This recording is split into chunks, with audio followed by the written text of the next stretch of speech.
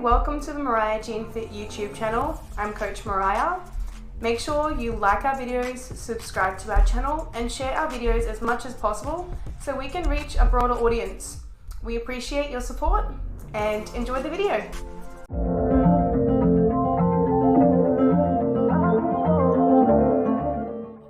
Hi guys, welcome to the Fit Minds podcast on Spotify and on YouTube. If you're watching,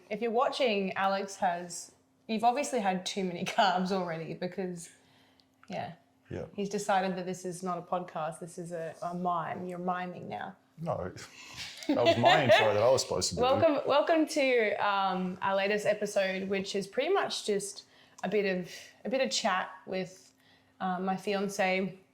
We actually found that the podcast that we did when I interviewed you got the most listens out of all of our podcasts. Understandable. How crazy to think that they don't want me, they want you. Not surprised. They want the man himself. So we decided to, drinking, it's fine. You can drink during the podcast. It's not like it's noisy or anything. Can you not? Surely people do that. I mean, it's probably it's like ASMR for them at home. It's just like... Anyway, great start to the podcast. So we just thought we'd jump on the couch. It's literally a chat in our lounge room talking about bodybuilding because obviously we are amidst season A shows at the moment and you might have seen our faces at the ICN Queensland State show recently. You're going to see us at NBA and I'm going to be at Nationals, ICN Nationals. I don't think did you go to IFBB? Did you go to IFBB? No. We had a wedding. That's right, we had to go to a wedding of bodybuilders, mind you. So, this is literally what we live and breathe. So what are we going to talk about today, Well, Alex? I've got some talking points. So the first one, this is actually a user question that came in from the audience. And user question, so how do I be less shit? Didn't come in from the audience. It's the most common question I get asked. How do I be less shit? How to be less shit? Can you tell that Alex isn't actually a coach by the way that he's just incredibly abrupt? How do I get big? I don't know, be better. How do I get staunch? Yeah. No, seriously though, some actual talking topics. Our different roles in Mariah Jean Fit. Yeah, so I really wanted to address this because we keep getting asked this at lots of different events, like what does Alex do? Is he a coach? Is he a part of the team? Because obviously he goes along to events and helps pump up, etc. Like you obviously, if you're coached by me, you've seen Alex there doing his thing. He comes to posing classes as well and helps out with those. What's your role in MJ Fit? What do you do and what do you not do? Because I want to really clarify this for everybody, just for legal purposes. No. I mean, it's pretty like posing coaching, depending on the division. For the girls is something I help with, obviously at the classes, the ICN classes and NBA classes and so on. Posing coaching for males across the majority of the categories. For the Mariah Jean Fit males, I do all the posing. And then predominantly it's making sure that you don't go insane while you coach people. Yeah, that's probably the biggest role that I play that no one sees. Yeah. Obviously Mariah having a lot of clients can be quite emotionally taxing, especially in the lead up to shows. Yeah.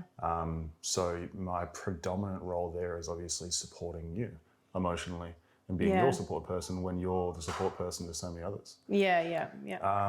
And then on show days, it's typically, so Mariah kind of plays a hype girl role.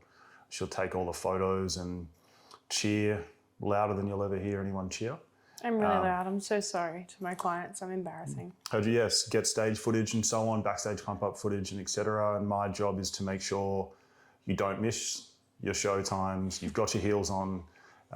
You've eaten, how much water you've had, when the last time you had salt is, what your next category is, when you're going to be pumping up next, touching up tans, making sure your numbers are on. Have you got your stage jewelry if you're wearing stage jewelry and so on. So that's what I do. So it actually ends up that on show days, I probably do twice as many steps as you. Yeah, because he's running around. But you lose your voice and I don't. It's an easy, and my camera roll gets overloaded by. Your phone dies about twice throughout the day. Whereas my feet die by the end of it. And obviously of a show day as well, because I think a lot of people underestimate what it takes for, obviously, like, you know, don't get me wrong, it's not that hard for coaches and support people. It isn't that hard in comparison to obviously the feat of prepping. But I mean, if you are a coach yourself, you'll understand that, you know, you go most of the day without eating. You know, drinking water is a rarity as well, especially if you have, and we have had, well, continuously, I've had big teams for the last 3-4 seasons consecutively. So probably between 7 and 8, maybe 9 girls in a day. Yeah. So, and when your that own happens, food sort of takes I guess everything takes a backseat.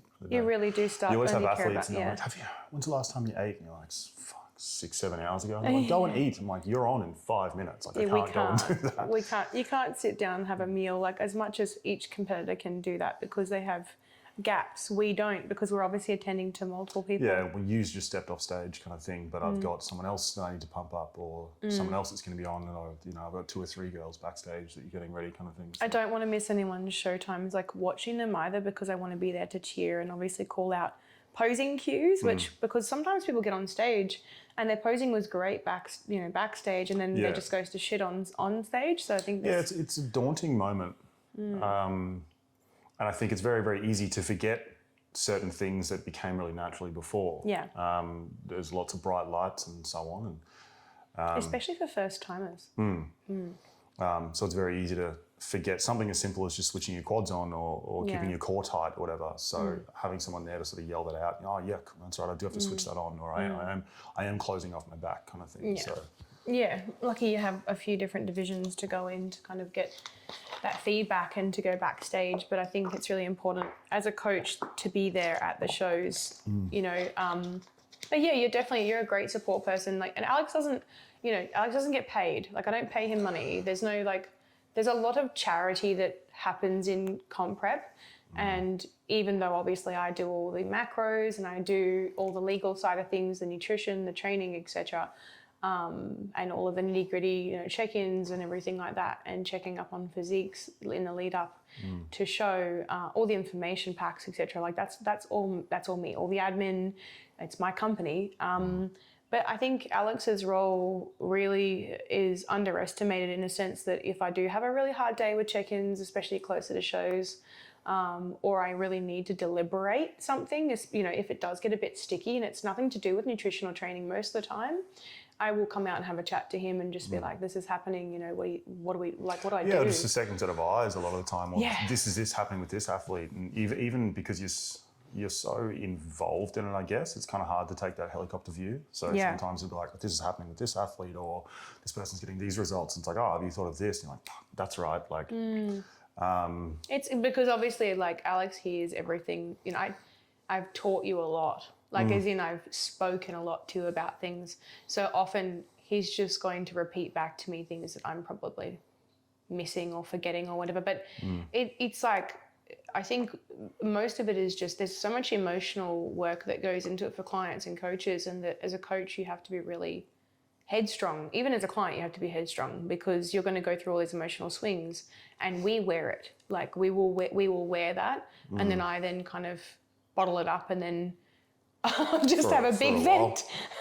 Bottle it up until the end of the day. Sometimes not the end of the day. Yeah, sometimes Sometimes you get to 11. It's like 11 a.m. and I'm already like, fuck this shit.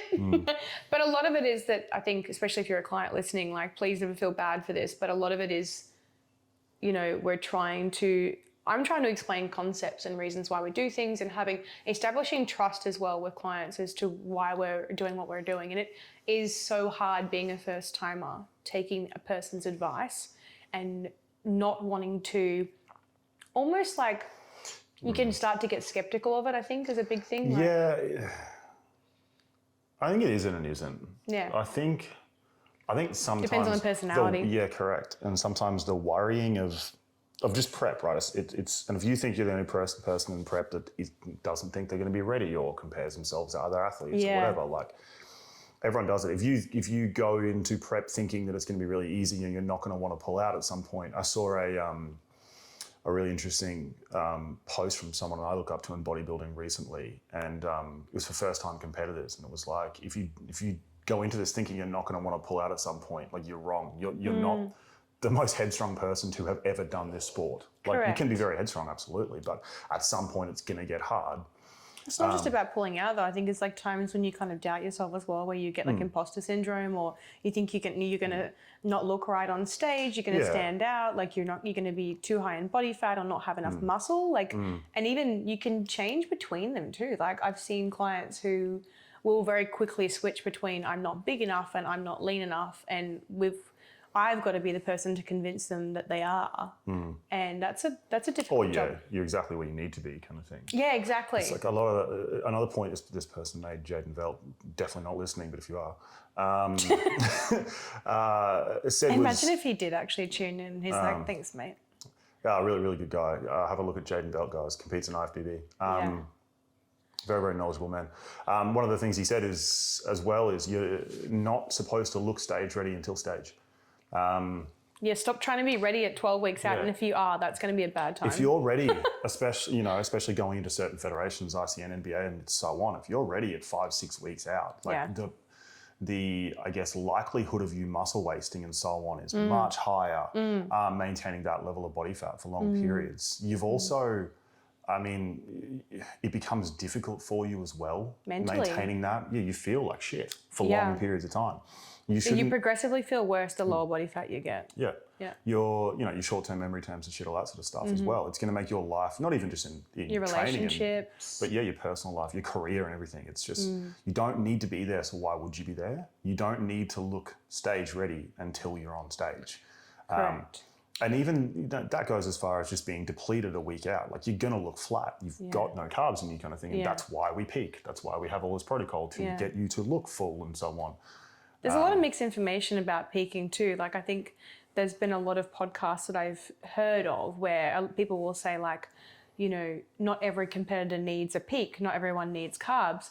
And I beg to differ. I would say the only case where probably a person doesn't need carbs is that you've already trialed it. It doesn't work very well for that person, and it's very rare. But also, it also comes down to the category you're doing as well. Like, a peak in figure or bodybuilding or something like that. It's a lot more complex. And it's going to alter the results a lot more drastically. Than bikini, Than bikini or men's fitness or something like that. It comes down to, I guess, how conditioned you are, the muscle mass you're holding.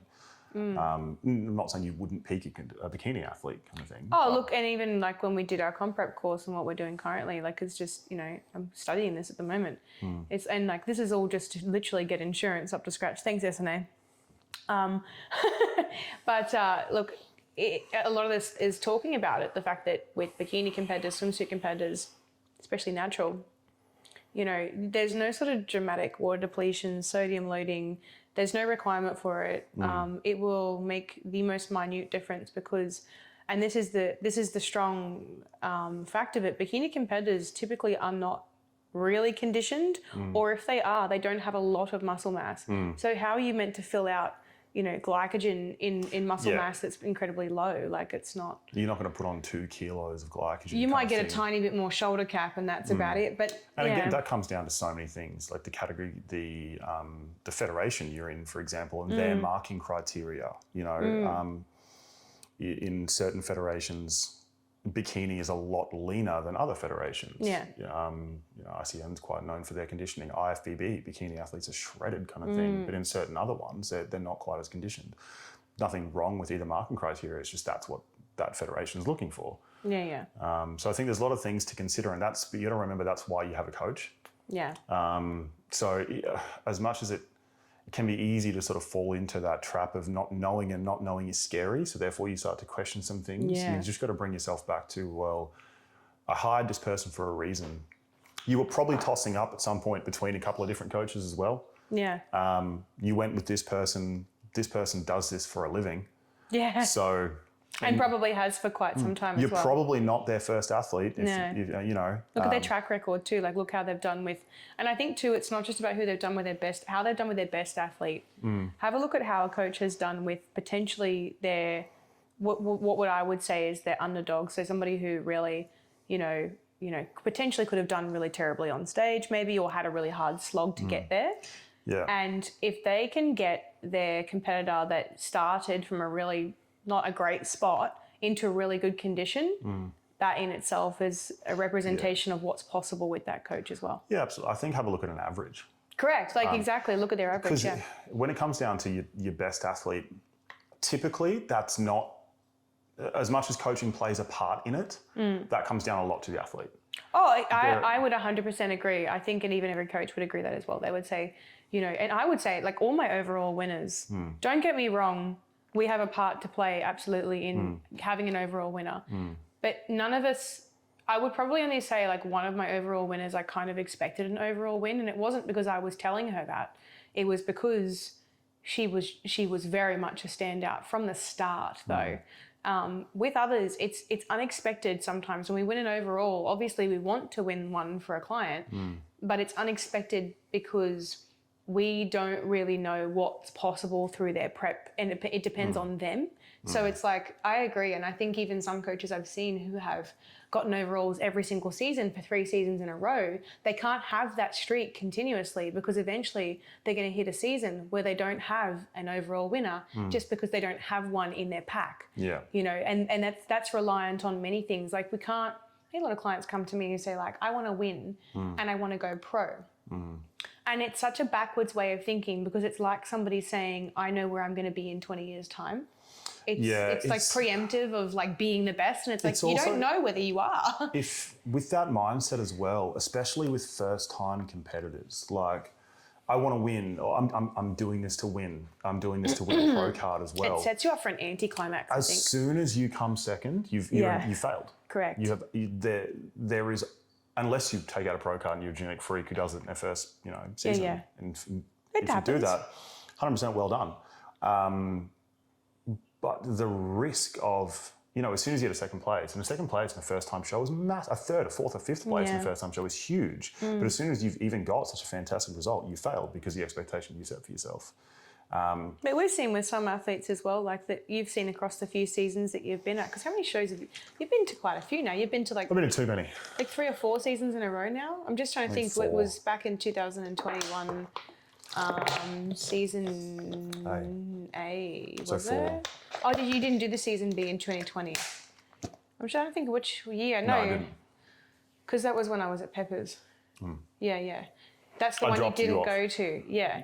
I just went to the team dinner afterwards. You see the appreciation of the different levels of appreciation from different people, where you'll get like one girl will come off stage after getting third in a first timers division and she'll just be like, oh my God, and just overwhelmed and crying and like, this is the best thing in the world, because she genuinely didn't go in with an expectation to place. And I think that doing that is, you're going to have a much better experience of your prep.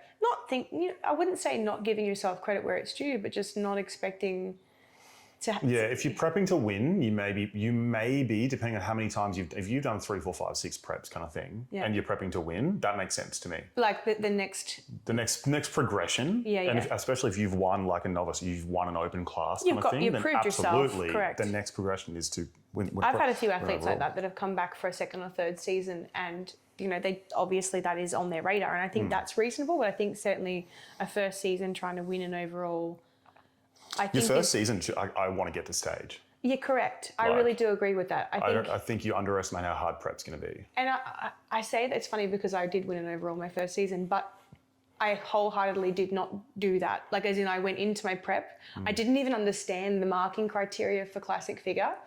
I just had no idea about any of it. I didn't even know how to pose properly. So I think I was very much oblivious to the fact I was going to win an overall. And even when I did get first, I was like, I wasn't even going, oh, what, me? I was genuinely shocked because I saw other people who were more muscular. So yeah, I think it's just a case of remain humble. Anyway, yeah, and we've digressed, but sorry, don't just look at the outliers in a coach's pack. Look at the average. So if they've got 4 athletes, 6, 8, 10 athletes, and the majority of them are placing, like if you've got 10 athletes and 7 of them place, 70% of our athletes are placing. Correct. That's, you're not going to have 7 outliers. Well, that's the last three seasons with the 7 or 8 girls. We had either 7 or all 8 place Yeah. at least once. I didn't want to just say you, but Well, the last season, this show just gone was 22 placings and all 8 placed. So it's a big accomplishment for the clients, absolutely. But for a coaching team to be able to do that, and I do believe it's a team effort because there is a lot of support internally with each other. The girls always do actually support each other, and I like that. I like them becoming friends and hanging out and doing steps together and stuff. So anyway, we have digressed. Let's go to the next topic because we could go on forever about it. But that's Alex's role. yeah. Alex is support man.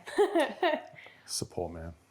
I get that on the MJ Fit shirt on the back. Should we get that support? No. Technically, you're a coach. Actually, you have been introduced. Jason introduced you as a coach at a posing class, and I thought that was the sweetest. Yeah, he does it most of them technically, now. I would say that Alex is just without the formalities. He introduces me as a posing coach. Yeah. And honestly, Alex, if you ever do get Alex fixing your posing, your personality type, you learn really quickly, and you picked up on posing. I pose bikini well. Yeah, well, you do. I'm a great bikini poser. But you do, and I think it's because you can see the things that I see, and you can spot them really easily. Yeah. Yeah, but not official. I mean, I'll be taking clients on at some point in the next few years, but it's not a now thing. Like my actual career is far more important to me than this right now. Then coaching, yeah. For us, how do we do it? Is it difficult to prep our meals and eat the same thing repeatedly and fit training in? Because these are not questions we've been asked on socials. These are just general questions I get asked all the time. Same. We're not just saying, we always get asked these questions. It's a constant thing at your work, even with our families as well. Like we get called neurotic and crazy and stuff. Do we find it difficult? Do you find it difficult? There's probably a couple of different things in that to break down. One of them is meal prep. Yeah. One of them's eating the same thing repeatedly, and the third one's training. So I'll answer the training. What about bulking though? Let's talk about that too, because that's been a bit of an uncomfortable point too. Yeah, let's tack that on. I'll answer the third one, which is it easier for training in? No, make it a fucking priority. Like, it's not an option. It's not a choice. Whether you train at 5 a.m. in the morning, I don't, but a lot of people do and it works for them, awesome. If that's your time to train, fit it in. I like to train after peak hour at the gym. So a lot of the time I'll go at 7:30, 8:30 That doesn't work very at night. well for our sleep schedule.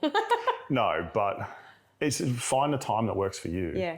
And don't make it an option. When people are like, I don't have time to train. Shut up. Yes, you do. You just use that time to potentially do other things, which is fine. It doesn't have to be the biggest priority in your life, but you prioritize what you want to do. But what did we read the other day? The average television watching time of people, like how much TV they watch daily? Wasn't it 3 hours or something? Yeah, or something across the week or whatever. Where it was like hours and hours and hours or whatever. But it's like, I'd say that the majority of people listening to this probably wouldn't fit into that category though. No, but if you're finding that you are kind of deviating from things and you're scrolling on socials or you're watching TV, it's like, take responsibility. Yeah, that's you should be able to motivate yourself to do something that simple. It's going and picking some stuff up and putting it down and leaving. Most of the time it's avoidance. I think it's people are just avoiding what's hard. Or I'm tired. Go and train tired then. Like I would slightly disagree in a sense that if you are really tired and you've got a rest day up your sleeve, sleep. If you've got, it depends. Got a rest day up your sleeve. If you had, like, for example, 8 hours the night before, blah, blah, blah, you've eaten all your food. You're tired. And you're tired, sometimes you need to shut up and go and train. I always think it's a difference between mental and physical fatigue. Yeah. So if you're mentally drained, I think it's just, that's mind over matter. And you just go, well, you know what, it's my brain, it's not my body. But if you're doing a 5-day split, for example, or a 4 or 5 day split, even 6 days, if you're absolutely cooked, you've had something different to normal and you're cooked, change your rest day. If you need to rest, it's fine, but then train the rest of the week. Like, just make it work. Meal prep and eating the same thing repeatedly, I think really depends on who you are. You're very different to me. I know, but hear me out, guys and ladies. I think men, and from my experience with clients over the last, how many years have I been doing this for? 2017, January. Oh, there you go. He remembers. So 6 years. I found that men can do monotonous, repetitive meals. And I find that women are the ones that want more variety. And I do believe that is definitely a biological thing, because I think women, we see us with like clothing and everything like that as well. We like to have lots of different options to choose from, things to wear. We like to collect things, little pretty things and Trinkets. So I think that we're a bit more sensitive to those particular things like taste and smell and texture, whereas men are very much like, it's food is fuel. Because I haven't really come across many men that, as long as it's not the foods they don't like eating, they're happy to eat what they like every day forever. Yeah, I think it comes down to, like you said, you as an individual, and that's just finding what works for you. But probably I would say is what people probably think more about is like, do we have trouble with eating meal prep and, not just being able to go one night, oh, I feel like sausages and, eggs or whatever, terrible high fat combo, but like something that isn't on plan for our night, do we have trouble with that? Because when we first started dating, we would often just be like, let's just have this for dinner and let's just have this for dinner. Like, just cook you your favourite foods or whatever we were doing kind of thing. Yeah. Look, yes and no. I mean, you have a lot of variety in your diet as is. I, for example, have eaten the same breakfast for like every single months. day for like 15 weeks at this point. Because do you think it'll change? It's easy. Yeah. It's easy. It's, and all I've got to do with my macros change is I change the volume of it rather than the actual meal itself. Yeah. Don't get me wrong. There's one food in my meal plan currently that I'm so fucking sick of. It's not funny. Just tell your coach. Yeah, I will at some point. But like, if you're listening, Dan, he wants a meal plan change. But at the same time, it's the only reason I'm sick of it is because I'm eating it's the same meal twice a day. Oh yeah, I know that one. And but every time I have to eat it, I don't ever go, I wish I could have something else. It's more, this is fuel. Like this is, I'm not going out and eating donuts and things like that because they're yummy. It's like this food has a purpose. Therefore, what are the options? Go and eat something I want, which is going to not bring me closer to my goal, or eat the slightly less flavorful, boring food, but it is going to get me one step closer. It's like, well, I choose the closer every day of the week. I don't think your food's that boring. I actually really like your food. Like it's less boring than what most meal plans are. I'm going to say that. It's like, yes, it's a lot of rice, but at the same time, you're still getting flavour. Rice. It's not just chicken and rice. Well, it's like my dinner hasn't changed in like 14 weeks or something. I think the only difference that changed is it used to be in a wrap. It's because you like Mexican. Yeah, and I'm fine with that. It's just the one I'm eating twice a day. Exactly. But is meal prepping hard? No. Is eating meal prep hard? No. I just don't.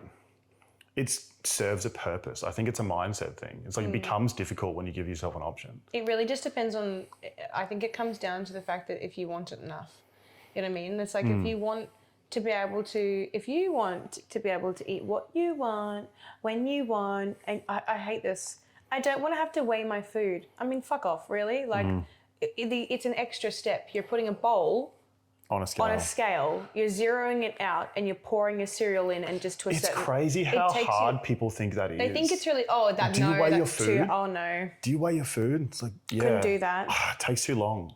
No, it doesn't. It fucking doesn't at all. No, it doesn't. It's like when you're doing even bulk meal prep and you're like, you put the rice cooker bowl on a scale, you pour out a kilo of rice and you put it on. That's it. As opposed to just eyeballing some rice. It would literally take me longer to measure out cups of rice than it is just on a scale. On a scale. I think people really overthink the whole process, and a lot of it, you know why though? It's so that they can keep getting away with the way they're doing things. I think because people are so comfortable with what they currently do. Because we're all creatures of habit, right? I think it's if you don't value doing it, you're not going to do it. And that's what I mean by like not everyone's going to be a bodybuilder, and that's fine. It annoys me when people are like, I wish I looked like you, or or I don't have the time for that. Not everyone can, have that kind of discipline with food, and yes, everybody can have that discipline with food. I mean, there's other things that can come off that, like people with eating disorders obviously are going to have trouble with food and weighing food, and we don't want to get too, I guess, detailed about it. Yeah, there's obviously disordered eating patterns that you need to steer clear of, but hitting your macro target, for example, I wouldn't count as disordered eating. No, but also people think that, for example, prep is when you need to be meticulous with food. Yeah. You can prep all you fucking want. You can have a 50-week prep and get absolutely dicey. Yeah. But if you didn't build enough muscle in your off season, Yeah. or if you didn't take care of your conditioning in off season, so you started prep fat, sorry, you're gonna like there's if you've got a stage time in 20 weeks, you're not going to work miracles. I think too as well, one thing that I think that as the years have gone on and progressively, like my first prep was 16 weeks and prior to that I wasn't tracking food. I was kind of just, eating Intuitively, and so to speak. And but like I think I started my first prep at like 5 kilos away from my stage weight, so it really wasn't that hard to, but I did gain some muscle in prep, which was just because I wasn't eating enough protein prior. Like I was just I am one of those people who puts on muscle fairly easily. I don't need to try really, really, really hard. And, must be nice. It's just genetically, that's just the way that I'm built. And that's why like I went from being a person who trained for 6 or 7 years pretty like intuitively as well, and then just went and did a first show and won it. And then I think each time I've come out of shows, I've gotten better and better at respecting the process required. Because initially when I came out of a show, I was like, I'll go back to eating whatever the fuck I want again. And it's like, if you have the intention of competing again, just think about that. It's not a case of having to miss out on social occasions all the time or anything, but it's like, do you really want to murder everything you've worked so hard for and possibly, I wouldn't say regress, but not take advantage of an opportunity where you could be hitting the protein, you could be eating an adequate amount of carbs for performance, you could be, like if you're overeating your fats, for example, it's like there's a kind of a point where that macronutrient becomes a little bit, I wouldn't say useless, but just not as useful for performance of bodybuilding. Yeah, I think people underestimate the importance of decent off seasons. And carbs. And carbs and carbs and protein. And if you've never been uncomfortable with the amount of food you're eating for weeks or months on end, you haven't been in a bulk. So I think, underestimating the importance of off season. Because it's like, as I say, you can prep all you want, but if you haven't done the right stuff in off season, you're not going to look good on stage. And don't question why you don't look the way you want to on stage either, because if you didn't, I wouldn't say nail your off season, but if you certainly didn't put, I'm going to say like 90% adherence to food. Yeah, that brings on the next discussion point, which was how do we navigate social events? Yeah. I think How have we navigated the last? Because we've had a few. We had a few, like from, let's say, from our anniversary, for example. Well, see, this is. When did you get a coach? January. December. Yeah. So I think it comes down to two things: what phase of, I guess, bodybuilding you're in. Is it prep? Is it off season? So on. How adherent you've been. Sorry. If you're in prep, make your food work around social events. I don't. If you're in like a cut prep? Or Yeah. So if you're in comp prep. Oh, if you're in comp prep, if you eat out at social events, you're an absolute twat. Yeah. Like, I'm sorry, but if I hear that someone's done that, I'm like, get out, don't prep. Yeah. What are you doing? Like, why are you doing that? The majority are like, but make it a mission not to miss social events as well, because otherwise prep becomes the only thing in your life. Yeah, you become a hermit. But take your Tupperware. Take your Tupperware, go eat your food. Eat beforehand, go drink Coke Zero, go do whatever. Go to the events, 100% go to the events. These people are important in your life outside of prep. They should be important in your life inside of prep. Just get used to saying no thank you. And don't pay highlight to the fact that you're not eating the same food as them. No, just eat. Just whatever. Just do what you need to do. And if someone goes, would you like, an entree or whatever, you're like, no thank you. And that's all. You don't have to explain yourself. You don't say, no, thank you, I'm in prep, because then it opens up a discussion for, but you can have this. Oh, but you... Oh, just once is fine. Don't give them the opportunity. Don't, because you know that if you start that topic, people don't know shit about bodybuilding who haven't done it. So obviously if you're in a group environment, they'll be like, oh, it'll be right. Like if you have to have a bite of a muffin, and that's more about them than it is about you. So I just don't tell, like people will know I'm in prep, but I think because now people just, when I'm in prep, they just go, oh, you're in prep. Yeah, that's all good. And they don't, because I've kind of conditioned the people in my circle to understand that. So.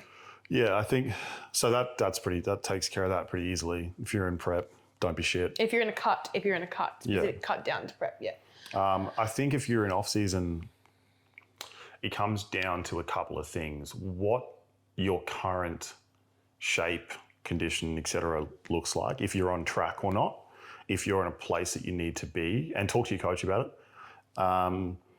What the event is, I actually think should play some sort of role in that. And what's the rest of your adherence look like? Like, also, like, what are you going to have at the event? You know, is it just a binge eating opportunity, or are you going to have like a steak and some veggies and some chips or something? But I think if, like, for example, if you're 95, 98% adherent already, 99% adherent, 100% most weeks is what you should be. And for example, we had outside of social occasions. Yeah, if we had a wedding recently. Yeah. And of two people very close to us. And I spoke to my coach, and I said, mate, I've got this coming up. That's also the most important thing. Tell them. Yeah, I said, what do you want me to do? And he went, it's a fucking wedding. Yeah. You're a year out. You're well and truly on track. Go do whatever the fuck you want. He went, go jump on the piss if you want. And I said, I'm not going to do that, but I'll eat the food that's there and so on. We're not drinkers. No, but for example, if it's just a dinner, because I feel like that event, those people getting married is going to come around one time. Yeah, that's correct. If it's a birthday, grain of salt kind of thing. If it's something that's recurring, then really you've got to kind of think about it, because those, but also if you're in off season and you're not on track, then treat it like prep. Yeah. You're not where you need to be. You need to get to where you need to be to earn the privilege of doing that. Correct.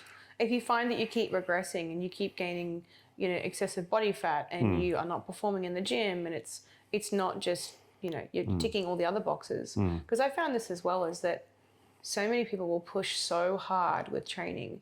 They'll push so hard with every other facet. They'll be looking at bikinis or trunks, or they'll be doing all these types of really, it's almost like dancing stuff around it, right? And then it's like, how have you been with your nutrition? How have you been with your food?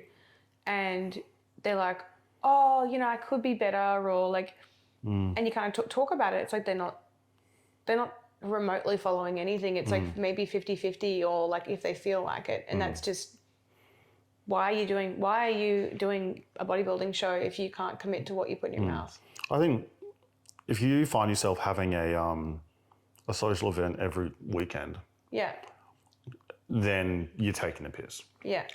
Really. Choose the important ones. You know what they are. Well, we had our anniversary, then we had Christmas, then we had New Year. No, we had my birthday, then we had New Year's, and then we had your birthday. And it happens to us every year. But yeah, but like even on all of those, like our anniversary, we ate well. Christmas, we ate well. We trained on Christmas Day. Yeah. My birthday, like no one drunk. Like we went out to Mexican for dinner. Oh yeah. And because I remember talking to my coach and I was like, hey man, I'm going to adjust my calories so I can eat this Have meal. A bit more food, yeah. And he was like, it's your fucking birthday. Like go and eat what you want. And I felt guilty just having cheesecake. And he was like, eat the fucking cheesecake, dude. I did not feel guilty eating that cheesecake. It was delicious. It was really rich. It was good. So I guess, yeah. People must wonder whether we actually do eat normal food. I'm like, I shouldn't call it normal food, but that's what they say. Do you eat normal food? And I don't see it that way. I just see it as food that's not in my plan. And the answer is we do, but we actually see it reverses. So we're not like, can't wait to eat that, meal at the wedding and have a day off. We actually get a little bit like, oh, I really don't want to go and have a meal that isn't going to be my protein, have my protein intake in it. Like it can get us a little bit antsy because we're like, we don't feel ourselves. Well, the next day we're like, I don't feel so good. Yeah. So I think, pick your moments and talk to your coach and discuss what the event is. I think, there's a few different points. I don't think there's a hard and fast rule for that. And the closer you get to cutting down, don't be that dickhead that's like, I'm going to have one last cheat meal before. Oh, fuck off. I can't stand that shit. Like, it's the week. I start prep tomorrow. So I'm going to binge tonight. Yeah. It's like, great. You've just set yourself back a week. 1 to 2 weeks even for girls. Yeah. Well done, you fucking idiot. Like, and is that one day going to increase your adherence, or is it just going to make you miss the food more? Like, I think if someone does that to me, that's a big red flag that they shouldn't be prepping. Nah, that's the same as I'll join on Monday. Like, if it's a Saturday, you want to join a gym, go and join the What difference does it make? What is the day of the week going to do? Like, it's actually a really strange concept, isn't it? Like, oh, but it just makes me feel like I'm more committed on a Monday. You're miserable on a Monday. You've just started the work week. You absolute dickhead. Start on a Wednesday. Yeah, like exactly. I hate Wednesdays.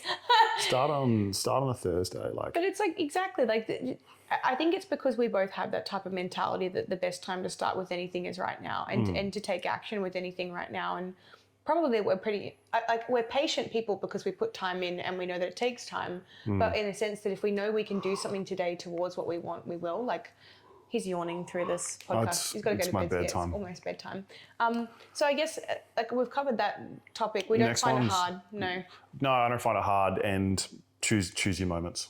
And as a couple, we probably we haven't had a date night, like as in like a dinner date night. Yeah, I know. I do.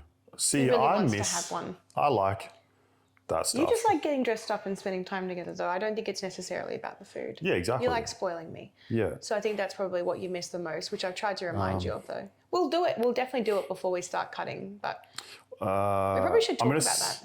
Yeah, well, there's only two things left. Okay, cool. We're almost done, guys. One of which is awkward conversations or questions we have with people about bodybuilding.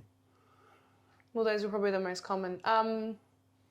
What are the ones that people ask and you just roll your eyes? You're like, oh. How much do you bench?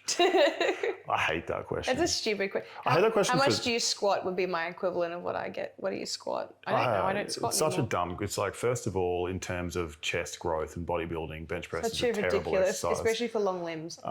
Like in terms of exercise selection. If you're benching and you're a tall guy and you want to grow your chest, fucking stop. You're going to have awesome front fucking delts and triceps. Which you kind of found out for a few years of benching. I haven't trained my front delts in like 6 years. Because bench did it for Because you. I benched so much when I was younger. Yeah.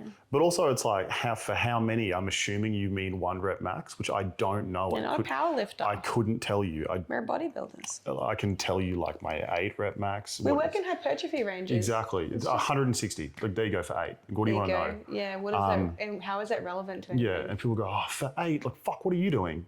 How much do you bench? Is a big one. Do you eat that every day? Yes. Next question. I don't know. Oh, how do you buy clothes that fit? I don't. Doesn't. It's fucked. The amount of times you come out of your office and you're like, Corporate nothing fits. corporate wear was not designed. Your booty's too big and your waist is too small. Yeah, yeah. And your legs are now, your quads have grown so much. My legs don't fit in pants. They've doubled in size since we started dating, really. And having a 28-inch waist, it's like you end up having to buy a size 34 pant or something at the waist. It's a first world problem, and guys, go and honestly. get it tailored we're complaining quads. about dumb shit right now. But yeah. That one, how do you buy pants? How do you buy clothes that fit? You don't. You just find it to fit a certain body part and then find belts. I think another one I think that I've really definitely experienced, I think you have as well, is being stared at a lot. And people, I personally think it's just as rude as staring at somebody if they're overweight. Because do you get stared at if you're overweight? Well, like if you're really overweight, I think some people would kind of, I don't know. I don't stare at overweight people, but you know what I mean? If someone did that, if someone was like, like if someone's like, oh, that person's really overweight. It's like, I would never do that. I'm just saying, I think it's just as rude as doing that, as pointing out things about somebody, or, if someone's, I don't know, got like purple hair or something and you're like, oh, I would never, just singling people out because I think I think that's a bigger issue though. No, I'm not talking about that. I'm saying as in like. No, not that, as in I think it's almost the comments you get on, certain body parts or because you're a bodybuilder and shit like that. For some reason, people, because you invest so much time in doing whatever you do to your body, people think it's all right. Like I'll be at work and people are like, oh mate, you're looking a bit smaller, are you cutting kind of thing. It's like, or you're looking bigger, or what are you doing at the moment kind of thing. It's like, I don't mind if I'd just gotten fat, like would you say that? Like just because I train, you think you can comment on it? I don't mind if it's people in the bodybuilding community because they understand like bulk and cut. So it's like, like the other day, Brandon Kempter was like, you're looking jacked. And so was Simon from Ironclad. And like, actually that's a compliment. If I see a male coach that tells me I'm looking jacked, I'm like, yes, like I've been doing this right. I think being like, as a woman too, being called jacked is something that you have to get used to realizing is a compliment in a way. But I think when it comes from people who don't... Be less jacked. Yeah, no, never. I will not be less jacked. Well, good then. Stop making me look small on our vlog, all right? I'm actually a lot bigger in person, I swear. Well, you're 35 kilos lighter than me. Can we not? Like, I would like to believe that I'm as equally as jacked as you are. You are. Thank you. So anyway, now that you've had your moment. Well, that's really the last point was our current training diet coaches and how far out. Yes, let's talk about that. We left the best till last. No one's going to be listening this long. No, they will. Honestly, it's weird. I've had do you know how many people have told me in the last few months, oh, I really loved the interview with your fiance. And I was like, I have to get him on again. Y'all are weird. If this happens, y'all are weird. If this happens again, we actually have to start a series now. You do realise you've been roped in for it. Yeah, casting couch with the car laws. We're not married yet. Soon to be He's rounding me up to car law already. Yeah, okay. Well, I mean, I'll probably start off because you're not. So my current diet is a lot. A lot of food. Actually, you know what? I don't think it's okay for you to talk about calories because I think telling people how many calories you're on is obsolete. Yeah, yeah. It's not a flex. It's not. It's a lot of fucking calories, but it's not a flex. It's not a flex, and they're about to be upped, and it's going to depend on who you are, how you metabolize food, lots and lots of things. Yeah. So my calories are different to yours. You know, I'm around the fives. They're about to be higher than 5,000 calories. Not just 500. Yeah, 500 calories a day. I eat a third of a bikini girl. So currently doing a 5-day split, which is a lot for you because you used to do 6 days. I used to do 6 days, and then I got put back to a 5-day when I started with my coach, and I was like, what the fuck is this? And then I was like, oh, recovery is really cool. Yeah. I used to, that's not true. I used to do a 7-day, and then you made me do a 6-day, and then now I'm back to a 5. And then I actually went back to a 6 recently because I wanted to bring up some weaker body parts, and I actually started to feel like shit. Mm-hmm. I was like, fuck, can we drop back to 5 and increase the volume in the 5? Yeah. And that's just broken down into really, really simple basic stuff like back and biceps one day, quad dominant leg day, chest and shoulders, and then hamstring glute dominant leg day, and then chest, shoulders, and arms to finish off. I'm currently coaching and will be continuously coaching with Dan Hernandez, a strength nutritionist.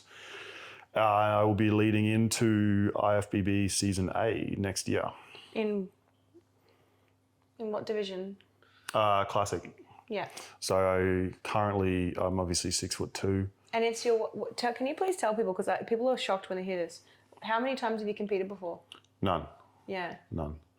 So I'll actually get to do first timers, which is cool. Yeah. That'll be fun. Imagine you and first timers, you look like a seasoned athlete already, you dick. Well, no, it'll be good. It'll be good. Yeah. So classic, I love. That's a decision based around my structure and my body shape, which I think most people should do. Yeah. Don't take into account what you want to compete in. Take into account what you actually should compete in. Luckily, I do prefer classic. I prefer the posing, the flow work, everything about it. I love classic posing. And it happens to suit my broad shoulders, small waist, bigger quads kind of physique. So I guess current training goals are get up to around the 110, 112 kilo mark, push towards that, and then begin prep. Because I obviously, with classic, have a height and weight cap. My weight cap being defined by my height. Yeah. So, which is, you're 6'2". 6'2", correct. Yeah. That's a great explanation. I like your coach. Dan's great. He is. We're friends. Very, very good. Very good at what he does. I referred, honestly, there was a few coaches, like, don't get us wrong, there was a few coaches that we toyed with, and I think Alex was kind of like, should I? You did an interview with one of the subbies of one of them. We won't say who, but remember that one you did and you were like, no. Yeah, actually, and they're very well established. I've got a lot of respect for the head coach. I wanted to coach. I wanted to be under the head coach. He didn't have any spots. And I'm going to be honest, you are the caliber of athlete that I think would have deserved that. Like, I don't think that you were like, you're not amateur level. As much as you are, you're not. Like, you're coming in as, just a slight tidbit above that. Yeah, we'll see. Yeah. We'll see in Season A. But so that's my coach. Really enjoying working with him. We've done some cool stuff. Like, we dropped accidentally, when we were trying to find my maintenance, we dropped 3 kilos. And then since that was, because I think we dropped 1.8 kilos in the first week. Because I think you were on the same calories I was on at the start of my bulk. yeah, he was like, hey man, the metabolic calculator says, you're this. And I don't believe that. So I'm going to add 300 calories to it. And I was like, okay, cool. And I ate that and I dropped like 1.8 kilos in a week or something. Crazy. And he was like, why the fuck didn't you tell me how hungry you were? And I was like, I don't know, I was just telling you. He's got, doing what you told me to do. You're like the type of person who would follow the plan even if it involved like wearing a clown suit. Like you would just do it because it's there to do. You told me to do something and did it. Yeah.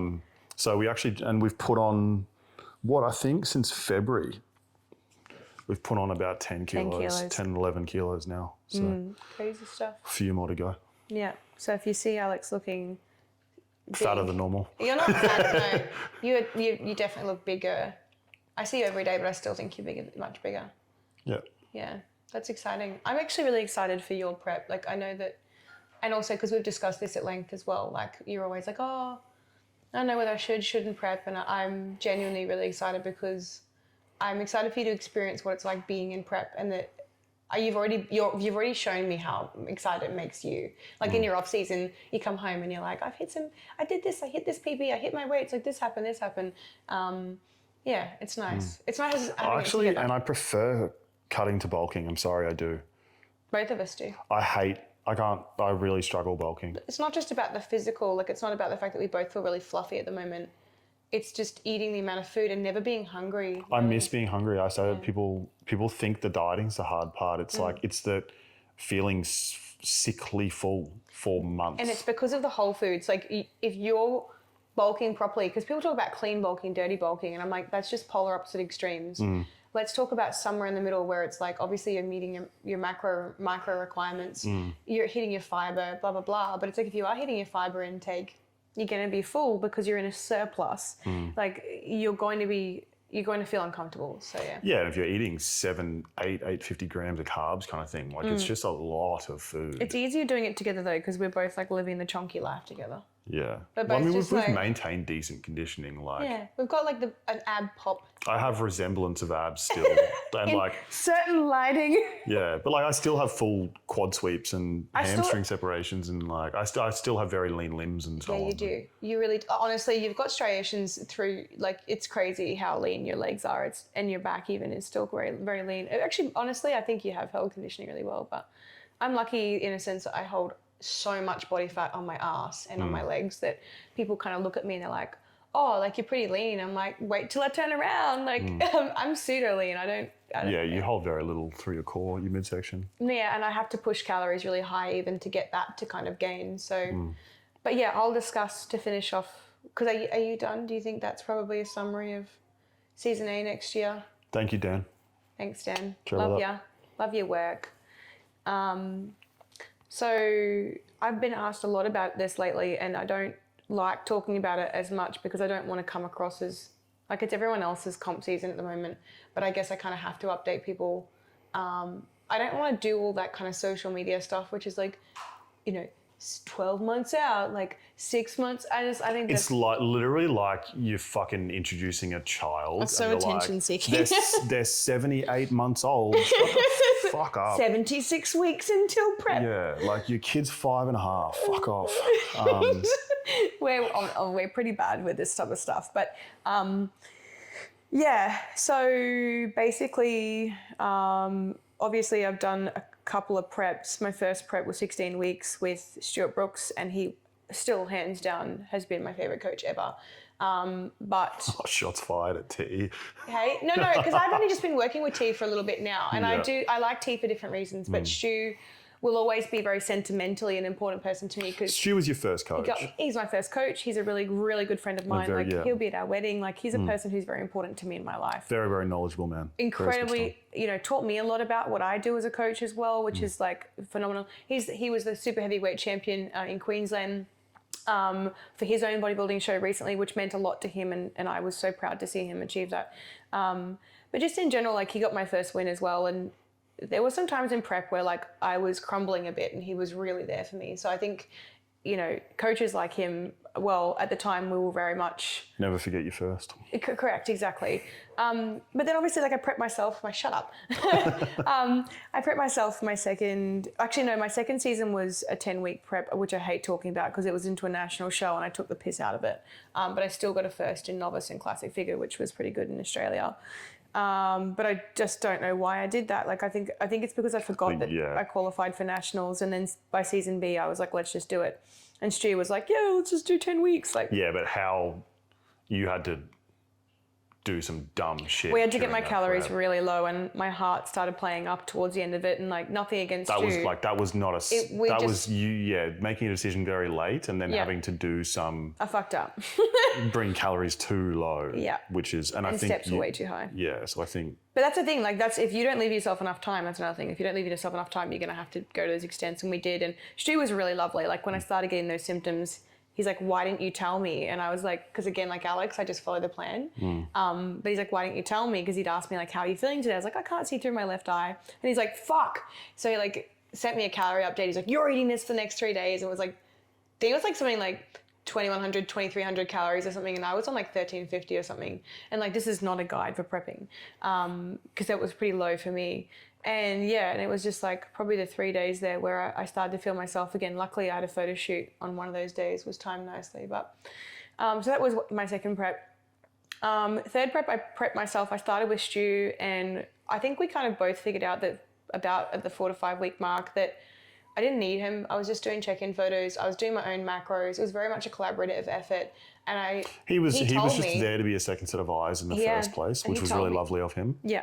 But he told me, he's like, you don't need me. You can do this yourself. You can do this yourself. And I think that was really empowering. So prep myself. Alex was my rock through that. That was a 20-week prep. Definitely surpassed the previous package. Took out a couple of pro cards. Yeah, took two pro cards from NBA. Again, placed second for a pro card at ICN the second time, which I did at the previous nationals as well. And by far, I did not deserve that. The second time everyone knows I'm still so bitter about it. And I've even told Jason how bitter I am in person. I'm but I got over it. I'm good now. I know what I need to do. Controversial. It is super controversial. And we see it happen a lot, but it's just it is what it is. You just got to, you can't. Subjective sport. You can't fix it. You can't change it. You can't go back and change people's minds. It is what it is. And then going pro a week later with another federation with the same competitors, and things going very differently. It's we could go on for days about how things weren't what they needed to be or whatever. But yeah, but where are you up to now? Who's your current coach? Correct. What are you doing? Yeah. So anyway, that's the history, which we all know. So I think I was just coasting for a bit, and then I was trying to decide on what coach to go with, and I was tossing up between a few, and I really do think that there are a few morals and values I think that really need to be upheld as a coach, and one of them is being prompt with getting back to people. I don't think that you should be making people wait for a week to get back to them about something or to reply to a message. That's my personal opinion. I had seen the results from Tiara. I have so much trouble saying her name properly. That's why I call her T, and she understands that. From Bodybuilding Dietitian, she had really good results with her figure girls for 3 seasons in a row. And I really like what she stands for. She's incredibly intelligent. She's a bikini competitor herself. And when people find out that I've got a bikini competitor as a coach, I think they're kind of taken back because they're like, oh, well, how come you've got a bikini competitor as a coach? And I'm like, she has literally prepped multiple figure athletes into pro status in natural federations and even done quite well on the IFBB stage. Why would I not? Yeah, I think she's doing IFBB. I mean, I'm speaking on behalf. She's the same season. But I think she's doing IFBB bikini, but she's doing ICN sports and fitness. Yes. Yeah, and which is pretty much a pretty similar comparison. But yeah, so, and weirdly enough, I actually approached her at one of the shows, and I was like, I'm tossing up between you and Joey Cantlin. Sorry, Joey, I love you to pieces. But, and I do often quote Joey in my podcast and stuff because I really like, and I'm obviously learning from him in the comp prep course I'm doing. And T is in there as well, lecturing. This is the thing I'm actually learning from these coaches, and it's all aligned with the way I currently practice anyway. So thank God. But anyway, so T was a standout to me because of the caliber of athletes that she's prepped, female athletes, specifically figure. I went up to her at a show and I said, look, I'd be interested in prepping with you. What do you think? And she was beaming. She's like, I would love to prep you. What are you kidding me? Me? And I was like, yeah. So we've had a couple of check-ins. I'm a really easy client. Like, she'll probably be able to vouch for that. In fact, I don't message her. I follow my training to a T. I've done nothing but progress with my reps and sets, and I'm stronger than ever, more carbs than ever I've been eating. So yeah, the plan is just, we've really been pushing food as high as possible, because that's the thing I struggle with the most, is just eating enough carbs. And yeah, 5-day training split at the moment, which weirdly enough is a combination of things. So I've got 2 major leg days with some decent compounds in there. I haven't got an anterior and posterior focus at the moment, but I guess one day is probably more posterior driven. And then I have, and there's all injury preventative work in there as well, which is good. She pretty much took my current program and only added maybe like a handful of exercises, some core, because I kept avoiding training abs, because I do that a lot. So, because I have, genetically I have abdominals, so I think I just almost use that to my advantage. But and I told her I want to bring my calves up a little bit. Like, it's just the smallest things that I want to bring up. Calves, delts a little bit. So we put a bit more delt work in there, a bit more rear delts in there. And what else have I got in there? A really long upper body day. I think it takes me like an hour and a half to 2 hours to finish it. It's wild. It's crazy how big that day, but even if I'm not talking, it's a big fucking day. There was one day there where I didn't have a single conversation with anyone. It took me an hour and a half to finish it. So, but it's because I'm lifting as heavy as I've ever lifted before. So even my upper body work is really taxing. So yeah, 5-day training split, 2 rest days, and yeah, just lots of carbs. It's not really complicated. The supplements where, I'm only having protein and creatine. Like, people ask like, what subs do you take? And it's like, yeah, ditto. Protein and creatine. And I wasn't even taking, like, here's a weird secret. I hadn't been taking creatine my whole bodybuilding life until I started with tea. And the only reason why I started is because I was like, oh, I may as well. No, I wasn't either. And like, Dan didn't even put it in I was just like, hey, I'm going to take creatine. He was like, all okay. right. Yeah. Cool. It's pretty much the only thing that's really got any sort of solid evidence. Caffeine, There creatine. is so, yeah, absolutely. Caffeine, creatine, and carbs, and water, and sleep is really like what you really want to focus the most on. But that's pretty much it. And then I guess like cut starts for me. I think it's like you have a way longer prep than I do. It's fucked actually how long my cut is going to be. I think we're doing a pre-prep phase of 8 weeks, which is obviously just going to get us a little bit prepared. So we want to try and I wanted to get weight to 71 by, I think it was June or July or something. And I thought I did get there, and then I've come back down again, which is annoying. So we'll well and truly get there. Maybe we'll get past it. And then cutting for 8 weeks, I think like a pre-prep cut, and then we'll maintain, and then we'll cut again. So I think all up, like I think it's like 35 weeks of cutting. Anyway, and yours is obviously a lot shorter. Mine will be 18 to 20. Yeah, 20. And originally it was going to be 16 weeks, and I said, I reckon you should do 20. Yeah, it gives me an opportunity to play with a peak week and throw a few more diet breaks and deloads in there if I need. To manage obviously fatigue. And that's why long preps are good, because you can diet break, you can deload. It's it's no longer than say 6 weeks between something that's going to give you a bit of respite. Yeah, deloads or diet breaks, whatever it may be, which is nice. And then at the end you can play with, some carbs and peaks and so on. So yeah, mine will more than likely be 20. Yeah. But I find cutting really, really easy. Your body just does. You just drop body fat really quickly. I miss 2 days of food accidentally and I lose a kilo. Yeah. Like my body naturally likes it being. That's why I find bulking very difficult. Yeah. Yeah. And we'll be on stage with each other, because you're doing IFBB and I'm doing IFBB will actually be my first show. So I'm going to be ready for IFBB first. IFBB, ICN. I don't think NBA is running a pro show that season, but if they are, I will do that. I have to, but I want to as well. Like, I really do like competing with them. And then I didn't think there was another federation. I think T was playing with the idea of WMBF, but it just depends on how big the show is. I don't really want to do one of their first shows if it's not very big. As much as they're a very respected federation, don't get me wrong, overseas, but... You'll be already doing 3. Correct. And then obviously like ICN Nationals as well. You got to think about how many shows you want to do in a season, depending on how much you want to tax yourself, especially being low body fat. So anyway, I think that's it from us, the update. So If you bothered to listen to the whole podcast, thanks a bunch. And Anya. I bet you we're going to get more feedback to do another one of these podcasts. Nah, I reckon they're going to do me a solid and not do that. So They message us and so I go, don't never have have to Alex do on the this podcast again. ever again. If you could just let Mai likes know doing that I it. was the worst guest she's ever had, that'd be fucking dope. He likes doing it. You like doing these. I know that it's not great when you're already pretty tired and stuff, but it's all. But this is what we talk about in our, like, even outside of podcasts and stuff. We'll just have long chats in the kitchen about bodybuilding. And some other rooms. Long chats in other rooms. I said we don't just talk Are in you the kitchen. okay? Sometimes it's a lounge room. Sometimes you have long chats in the Sometimes lounge we go room. crazy. Bathroom. Oh. Anyway, Wild. thanks guys. That's been another episode of MJ Fit Minds. Oh my God. So I hope you took a lot He from just today. wants to do the sign out, doesn't he? Yeah, and the sign in, but you deleted all my you're sign-ins. not allowed to do the sign in because it was inappropriate. Stop swearing. So I hope you learned a lot today, how to be less shit. Oh my God. Why do you keep trying to? No one's going to roll with that, you realise. Fit Minds, be less shit one day at a No, time. that's not the tagline. There is no tagline of Fit Minds. No. There should be.